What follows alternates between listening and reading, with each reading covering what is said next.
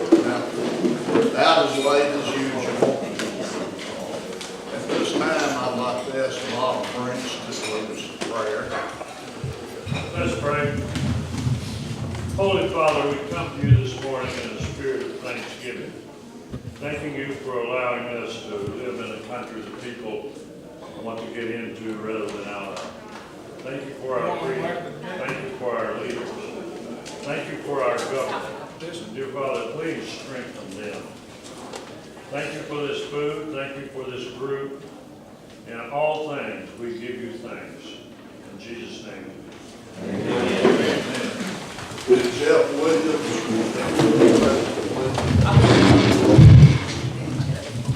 Attention, salute, pledge. I pledge allegiance to the flag of the United States of America and to the republic for which it stands, one nation, under God, indivisible, with liberty and justice for all.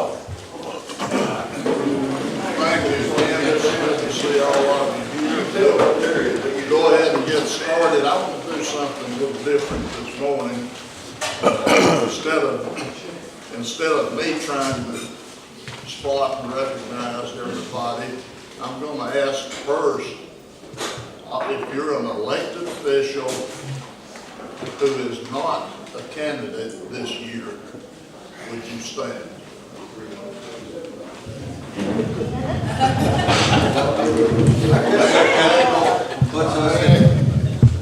Mayor Chester, You can stand up. You can stand.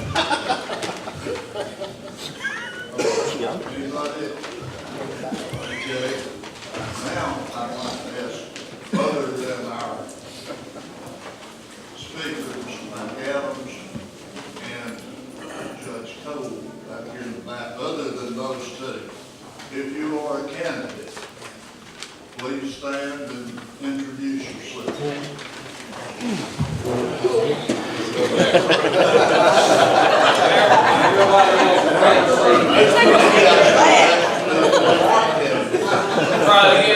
That's awesome. Let's start, lead to this side of the room and introduce yourself. Jeff McCurdy, I'm running for Circuit Judge Place 2. I appreciate your consideration and vote on June the 5th. Thank you. I'm Wes Kitchens. I'm running for District 27 for the State House of Representatives. And I'm Nathaniel Ledbetter, and I'm running for District 24 in State House of Representatives. Go ahead, Todd. Todd Greason, I'm running for Circuit Clerk in DeKalb County. Please vote. Ronnie Osborne, I'm running for probate judge. Vote for me in November, and I love my job. I'm Chris Cockendall, current commissioner for District 3 DeKalb County, and I'm a candidate for re-election. Jeff Williams, currently serving at Board of Education District 3, running for re-election. We appreciate your support of that. I'm Tony Keith, and I'm running for County Commissioner in District 3. I appreciate y'all's support. Lester Black, I'm running for County Commission District 4. Appreciate the vote and support. I'm Andrew Harrison, I'm running for Circuit Judge Place 2. It's good to be here this morning.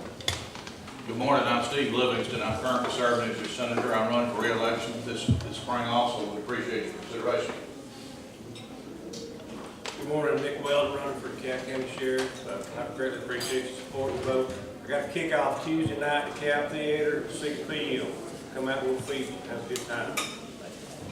Good morning, my name is Melissa Ledbetter, and I'm running for the DeKalb County Circuit Clerk, and we appreciate your vote.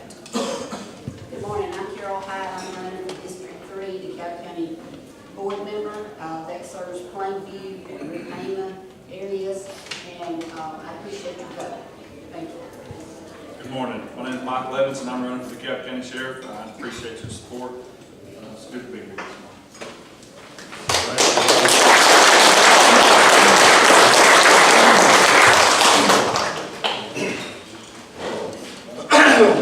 Excuse me. Our county Republican Vice Chairman, D.L. Steeple, I think he has some announcements to make. Yeah, I do. For those of you who don't know me, I am running, by the way, but I don't have an opponent, so I didn't want to take up the time twice. I'm filling in for Scotty Vaughn this morning on the county committee. Just want to make a couple of reminders on announcements that's going on. This coming Tuesday, we have the Poole County Executive Committee that's meeting at the headquarters building down on Gulf Avenue at 6 o'clock. And anyone is welcome. It's you get to vote if you're on the committee, but you're welcome to come even if you're not. You might hear something interesting. A couple other things I want to mention there. On the April the 5th, there is a forum that you've seen a little bit about in the paper for the circuit judge candidates. That will be on April 5th at the conference center in Little River Canyon at 5:30. Then it's being sponsored by the Southern Torch. And then on April the 12th is another one for all the local candidates, and that'll be at the City Hall City Auditorium, I'm sorry.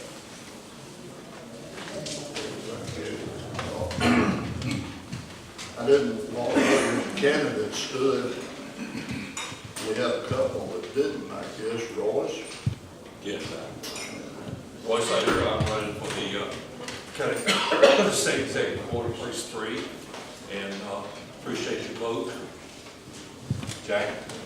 I am currently serving in place 3 on the state committee, and I'm running for re-election, and certainly appreciate your support.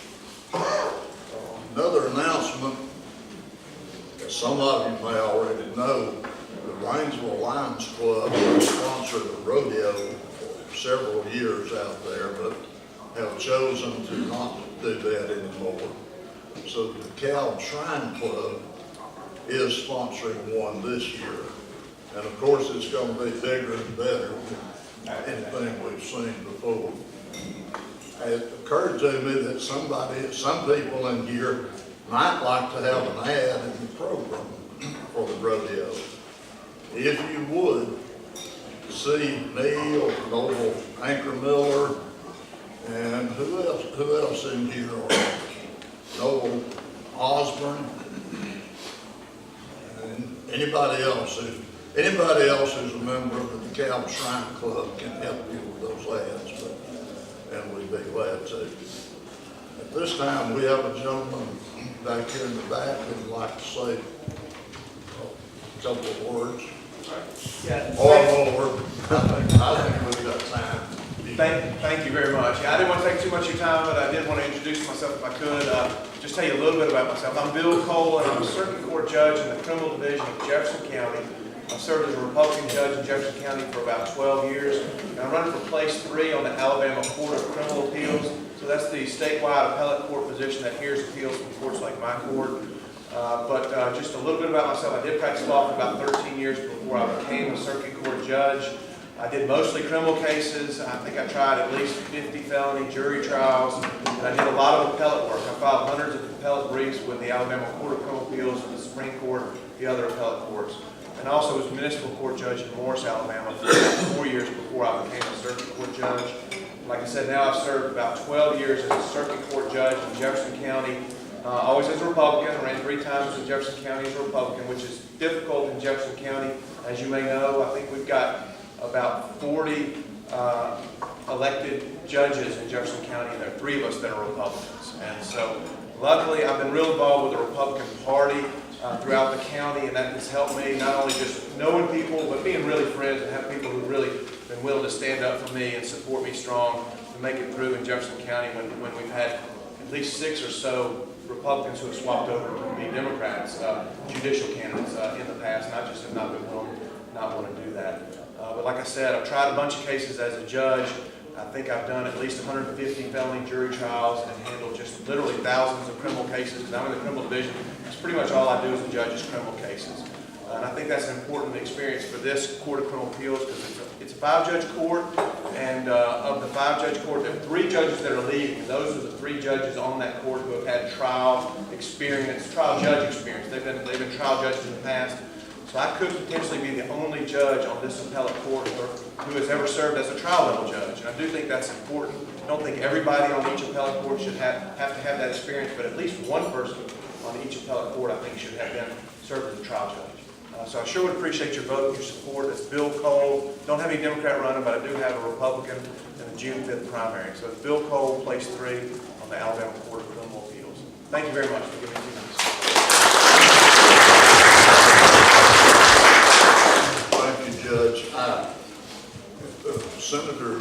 Livingston and Representative Ledbetter, do either of you have any updates you'd like to bring us of what's going on in the legislature?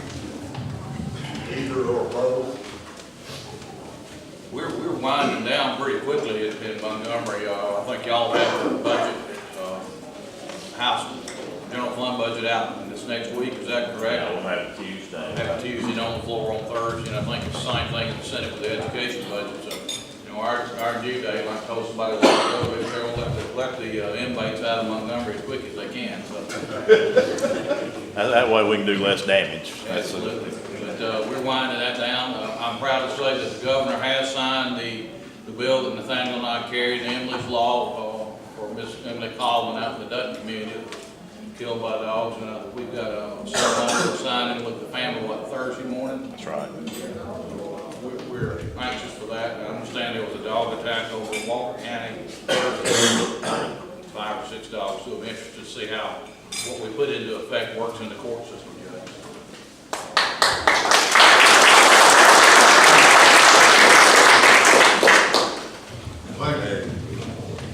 This time, we have a gentleman here today that I've never met until this morning, and I'm anxious to hear him. But most of you know Jason Harper from Geraldine. He used to work for Representative Adderholt. And Jason called me a couple of months ago and said he had a man that he'd like for us to meet and hear, who is a candidate for State Board of Education for the district that at least part of DeKalb County is in. And without going through it, he has a very lengthy and impressive bio. Born in Nuremberg, Germany, when his father was in the U.S. Army stationed there. He is a graduate of West Point, served in the U.S. Army, and eventually moved back to what I think may be the family home in Madison County or the family home area, and has been a resident of Hazel Green in Madison County in several years. He has served on the Madison County Board of Education for 2-3 terms, and at this time, I'd like to ask Mr. Rich McAdams to come Thank up. you, Jack.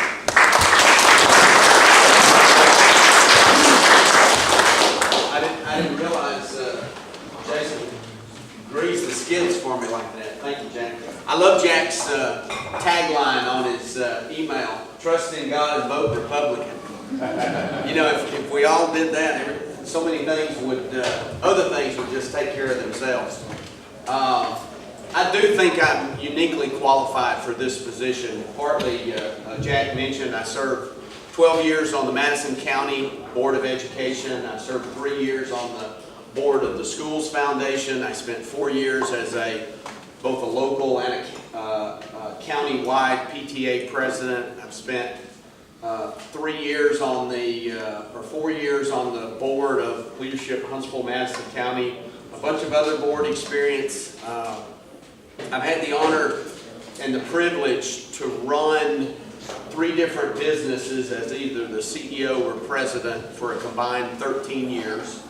The last 2.5 years was my company that I founded. We do cybersecurity, information technology work to the federal government and the companies that support them. Jack mentioned I went to West Point. That is part of the story of why I'm so passionate about public education. My whole family are products of public education. I had a couple teachers that took a special interest in me, pushed me. In fact, the funny story is Edwin Guthrie in the 10th grade in some advanced math class, I don't remember what it was. I was that kid who just showed up and was able to make decent grades. Well, he comes around and he flips that first test on my desk, and it's a 91 or a 92, and my response is, great. I'm going to be able to just show up and make a 92. His response is to lean down close to me and say, McAdams, just showing up and making a 92 is not going to cut it in my class. Are we clear? And Mr. Guthrie weighed 350 pounds if he weighed a pound. Yes, sir. So I started studying for Mr. Guthrie. And as a result of that, I got an appointment to the U.S. Military Academy at West Point, and that changed the trajectory of my life. My parents grew up in Coleman County. I'm a fourth generation Alabamian. They both grew up pretty poor. Dad grew up dirt poor. When he was 9, his dad was killed in an accident. After the 8th grade, he had to quit school to go to work. And he half-jokingly said when he went in the Army and saw electric lights, running water, and 3 meals a day, he knew they were going to have to run him off. And sure enough, he stayed to retire as a senior NCO and then moved us back. That's why I was born in Nuremberg. At 18 months, moved to Fort Rucker, and then at 3.5, moved back to Coleman. So I tell people I'm technically an Army brat. Those of you that have been around military, my sister went to 9 schools, K through 12. I went to 1 school, 1st through 12th grade, so I'm not really an Army brat. But that's why I'm so passionate about education, because I've seen firsthand how it can change a kid, me, and a family. My wife and I were able to pay for our kids 4 years of college. I was not just the first one in our family to get a bachelor's degree, much less a master's.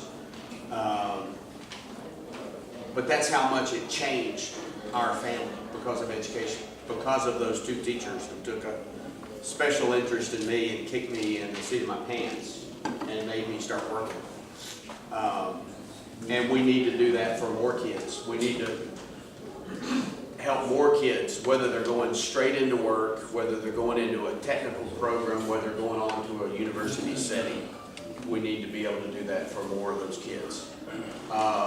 So I graduated from West Point, was an armor officer for 5 years on M1 tanks. My last hoorah in the Army was a deployment to Desert Shield, Desert Storm. I was with the 24th Infantry Division. If you remember General Schwarzkopf doing his briefings, we were the big left hook to keep Saddam Hussein's army from escaping back to Baghdad. Our division destroyed the majority of 7 Iraqi divisions trying to get away to live to fight another day. After Desert Storm, I was blessed to get an opportunity to move back to the North Alabama area in '91. Got a job with a Fortune 50 company, and I really think it was a God moment.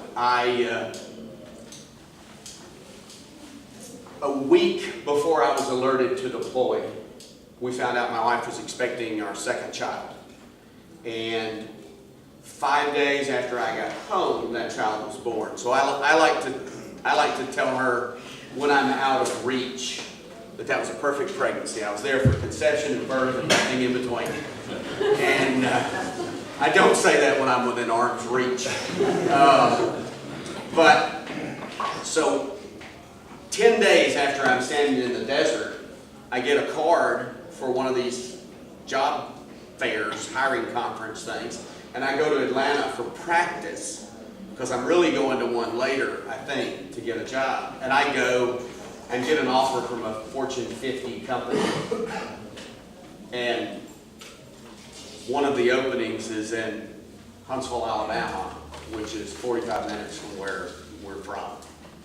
So it was a borderline miracle that little postcard had 2 or 3 of those yellow stickers on it, because my wife had to sell our house and move in with a friend whose husband was deployed with me, and then move again when she thought I wasn't going to be home when the baby was born.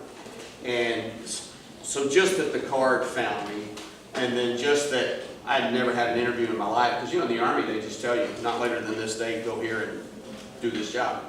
And so that the card found me, then I got a job that close to our grandparent, or our kids' grandparents, was really a blessing. Being able to get back to Alabama, and we've been there 27 years, been able to worship in the same church, and raise our kids like we were raised, with Alabama values. Things I want to do on the State Board of Education, I'm concerned. I started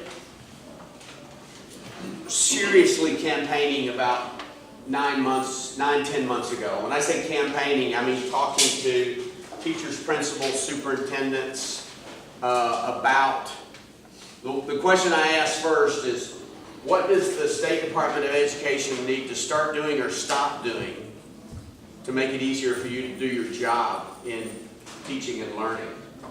Because at the end of the day, everything about education is about those students learning. And if it doesn't support that, we need to stop doing it. If it doesn't directly promote that student learning, we need to be doing it different.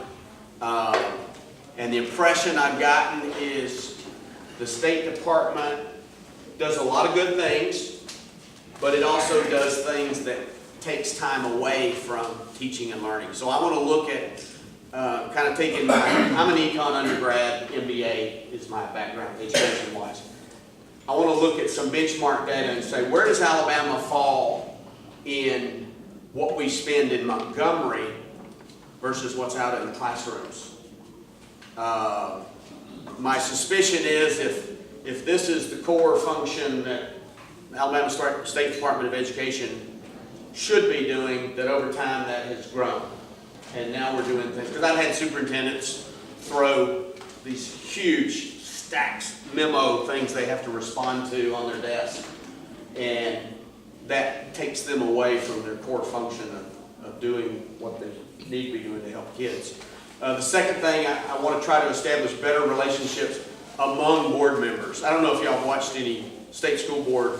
Our board member has been pretty, when I say our, I'm running to Mary Scott Hunter's seat. And Dr. McCrary, who represents some of the rest of you, is one of the other far better board members. Some of the other parts of the state, we're lacking, to be honest. We've had some real food fights in State Board of Education meetings. And then the next thing is, we need to establish a better relationship with our legislators. The board has, for some reason, thought it was inappropriate for the guys who are writing the $6 billion a year checks to education to have a lot of input. And I don't think it's realistic at all to think that the legislature, who's accountable to the people who are funding those checks, to not be pretty engaged, especially if the state board, from the outside looking in, seems to be a little bit dysfunctional. So I want to improve those relationships, have a better relationship with our legislature, better relationship internally, look at what State Department is spending, see if we can get some of that back out to the classrooms. And the biggest thing is always make decisions that put kids and learning first.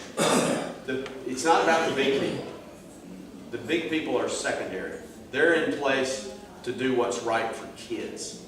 And anybody that comes to me with something that's about the grown-ups is not going to find a friend if it doesn't help the kids.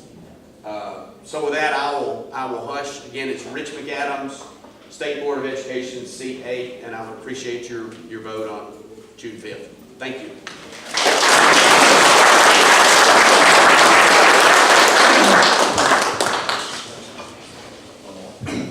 Does anybody have any questions like this?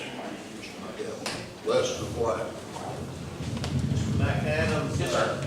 You know, in the recent shooting in Florida, addressing this. I know I graduated in '72, and as far as, you know, I don't really know of any shootings in Alabama, but there was a student that got mad with a couple of students a year after I graduated, and went home, got a shotgun, brought it back to school. These two kids had been kind of picking on him, and my question is, you know, he had some mental problems as opposed to the person in Florida, and it's not being addressed. What do you think about kids that are addressing a mental problem in school? You know, This is a tough nut to crack, I'll be honest. I think, one, and this is the way I look at things in general, and this goes back to my comment about here's the core function of the State Department of Education and thinking it's probably gotten bigger than it should be. I think most solutions need to be pushed down to where local school boards and local schools have more control over what they decide. I don't think we can expect the DeKalb County answer, the Conecuh County answer, the Madison City answer to all be the same. I would like to push more of that down to local control. As a general rule, we have some counseling capability in our schools. A lot of that, frankly, especially at the high school level where this child was, when you hear counselor in the high school, they're doing testing and they're doing college entrance stuff, scholarship, that kind of stuff. A lot of people hear counseling and think, well, Johnny, you seem to be struggling with whatever, and your classmates have told us you're upset and you're bitter and you sit off by yourself. What's going on, buddy? Talk to me. There's not a lot of that goes on. Because they have so much of this, we got this test coming up and that test coming up, and you need to try to get all these kids lined up with the right, what are they doing next kind of thing. So we need more what you would generally think of with counseling in the schools. But those kind of decisions, I would even, and a lot of folks would say this is a long-term solution, but right now in Alabama, we fund schools with a bunch of buckets. Here's your money for teachers, here's your money for transportation, here's your money for, there's a dozen buckets. And a superintendent, much less a principal. Principals have next to no control over individual money. You have a school that several $1 million goes through for all the things spent there. They only control $100,000, maybe, that they can actually decide where to spend, because they're allocated how they get their, how many teachers they get. They're allocated specific, buses, et cetera, et cetera. They have very little wiggle room in where they spend money.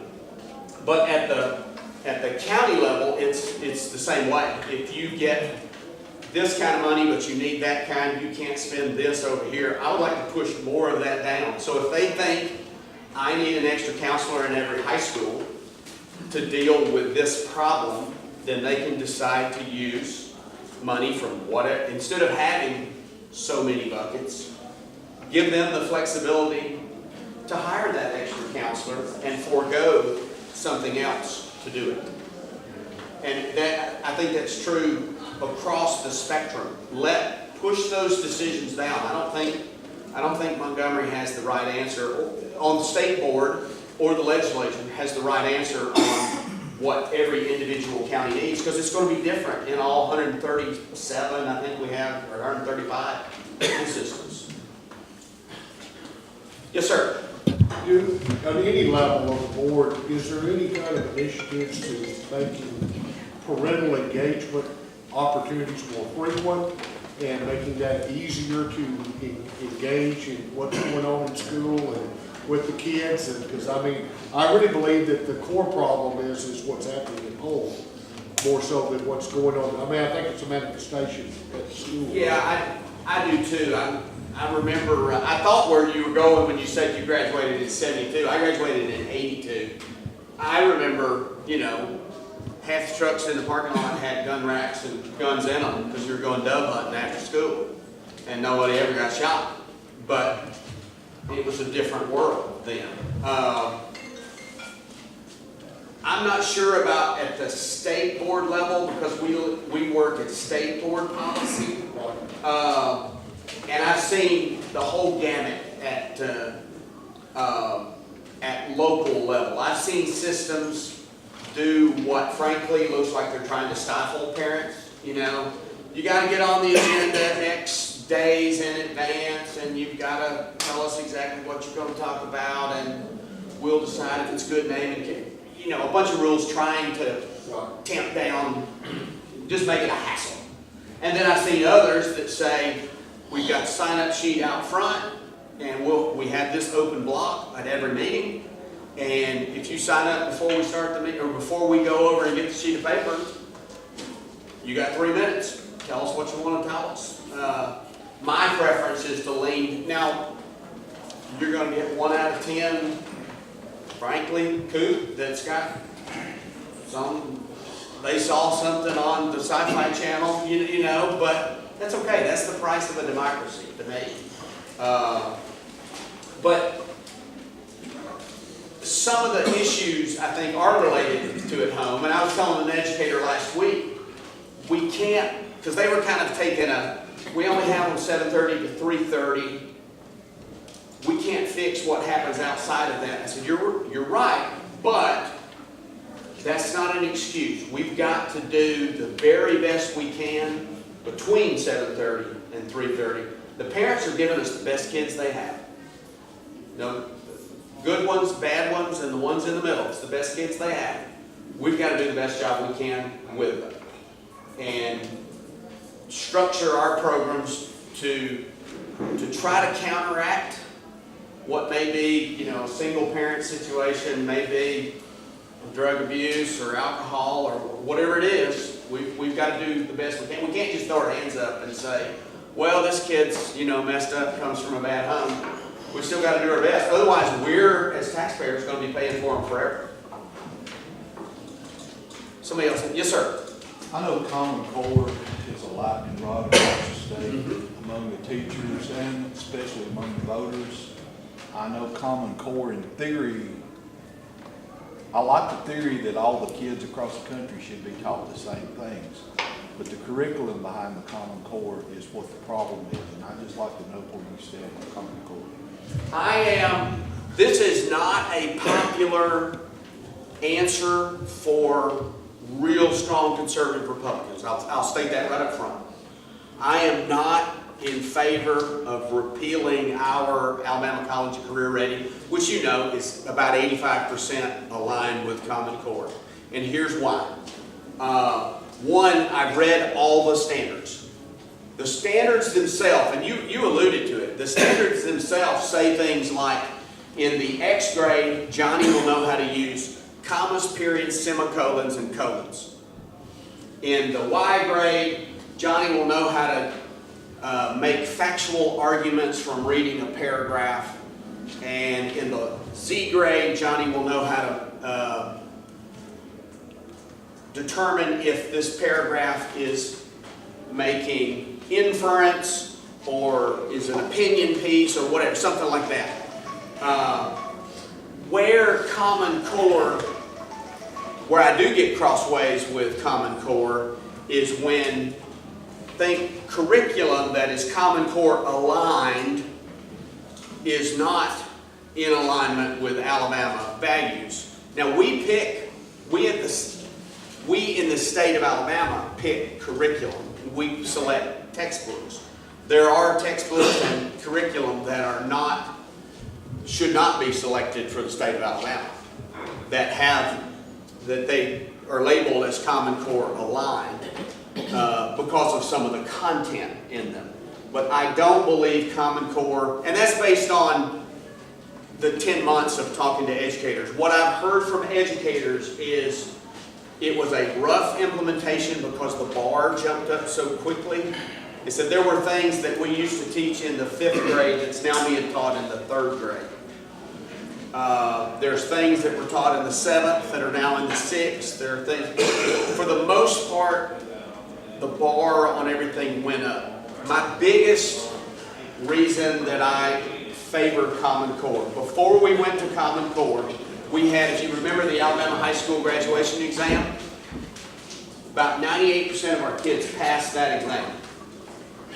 All kids took it. You had to graduate. After 98% passed it, which is basically saying you're good to go, you're ready to go to work or go to college. The smarter, you assume, the upper kids who went off to college, the 70% who went and tried college, 35% of them had to take remedial classes. Okay, so almost all of them passed this test that we said, you're ready, and then over a third of them had to take remedial classes. That test's too easy. So now we have got, that's down now to 26%. Still too high. Now I'm ready to admit 26%. Now let's think about this. If I send my child to the University of Alabama, my kids all went to Alabama, so I'll pick on Bama, and I love Bama. What incentive does Alabama have if my kid is not quite ready for math? What incentive does Alabama have to do anything other than, well, Trey, you're not quite ready, but we'll put you in this math 98, and we'll charge your parents full cost of tuition for an extra year. We'll give you these couple classes to help you get ready, and then you'll be on the 5-year plan. Is there any incentive for Alabama to not do that? Because if they tell you you're not ready, you need to go to Calhoun for a year, or you need to go to Northeast for a year. Well, they risk losing you, because you could go away and then decide, well, I don't want to go to Alabama, I want to go to Auburn, I want to go to UAB, I want to go to whatever. So they have zero incentive to tell you anything other than, well, we'll tune you up right here. So that 26%, there might be some of it that's about this. And I think Bama's a good school. I think we have a lot of good schools. But they have no incentive. I mean, they have some financial incentive that may be, it may be 1% of that. It may be 5% of that. I don't know how much it is. So that's my answer. I think we always stay in control of our standards, and we stay in control of the curriculum and the textbooks that go with it. And we have to do that. If that ever changes, then no, I'm out. Who else? All right, well, thank you all very much. I appreciate it. I'll stick around.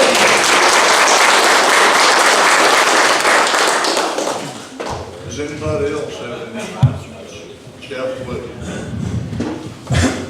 Ronnie, Mr. Osborne and I were just talking about this, Jack, and it's going to hit the paper Saturday, so we need to kind of give you a little advance warning. Our local school monies, we're funded through the meal tax. There's actually 4 of them. And those things are on a 20 or 30-year renewal, and these things have been around for 100 years or longer. But it just so happens that all 4 of those are coming up for renewal this year. Now, this is not a new tax. This is I think it's a total $14.5 million that supports the county system. Fort Payne's in the same bunch. We've been working with Fort Payne Board of Education. That's going to be on the ballot June 5th. We're going to meet with the county commission on Tuesday. They're going to approve those resolutions, put that on the ballot. It's not a new tax. And anytime we start talking about tax, I get a little nervous because we have so many anti-tax people everywhere. But we're required to have that, and it's something we've had, as I say, for all these years. We just need everyone to be aware that it's on the ballot. It's not anything additional to what we've already been paying, it's just simply a renewal. And so that will probably, after Tuesday, start hitting the press, and it'll be out there, and we just want to make people do what we can. In fact, in a couple, week after next, we're having a meeting with the Planning Board Education. We're meeting together to decide how we're going to approach this and get that information out and get all that taken care of. So just want you to be aware of that, what's coming in the next several weeks and what will be on the ballot in June. Thank you, Jeff. Anybody else? A quick question, comment on that. How many of you here are old enough to remember the fee system? Where your parents paid for you to do virtually everything? If these don't pass, welcome back to the fee system. That's what's gonna happen. So you, pass that word, this is a serious business. And I hope everybody will push to support things. Thank you, Chris. Next month, our scheduled speaker is Senator Gerald Dial, candidate for Commissioner of Agriculture and Industries. Then in May, our scheduled speaker is Governor Kay Ivey. I suggest you might want to get here early for that May meeting.